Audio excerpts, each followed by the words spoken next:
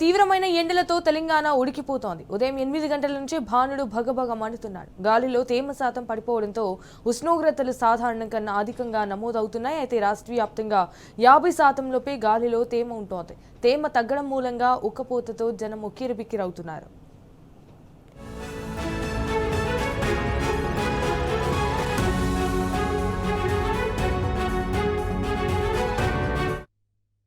గతేడాది మే 19న రాష్ట్రంలో అత్యధిక ఉష్ణోగ్రత 41.9 డిగ్రీలు కాగా ఈ ఏడాది 45.9 డిగ్రీల సెల్సియస్ నమోదైంది. అయితే రాష్ట్ర వ్యాప్తంగా 7 జిల్లాల్లో నిన్న 45 డిగ్రీల పైన ఉష్ణోగ్రతలు నమోదయ్యాయి. దాంతో ఈ జిల్లాల్లో రెడ్ అలర్ట్ కూడా జారీ చేశారు. మిగిలిన 26 జిల్లాల్లో 41 నుంచి 44 మధ్య గరిష్ట ఉష్ణోగ్రత నమోదు కావడంతో ఆరెంజ్ అలర్ట్ జారీ చేశారు. వచ్చే 5 రోజుల పాటు ఎండల తీవ్రత అధికంగా ఉండడంతో పాటు వడగాలులు కూడా వీచే అవకాశం ఉందని కూడా ఇటు వాతావరణ శాఖ అయితే హెచ్చరించింది.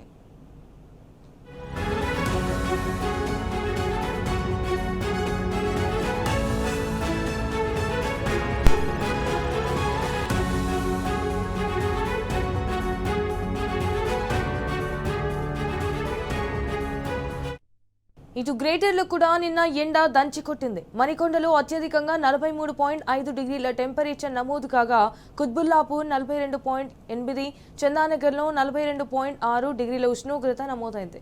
దీంతో నగర ప్రజలైతే తీవ్ర ఉక్కపోతతో ఇబ్బందులు పడ్డారు. ఈ సీజన్లో ఇదే అత్యధికమని, రాబోయే 2-3 రోజులు హీట్ వేవ్ పెరిగే అవకాశం ఉందని కూడా వాతావరణ శాఖ పేర్కొంది.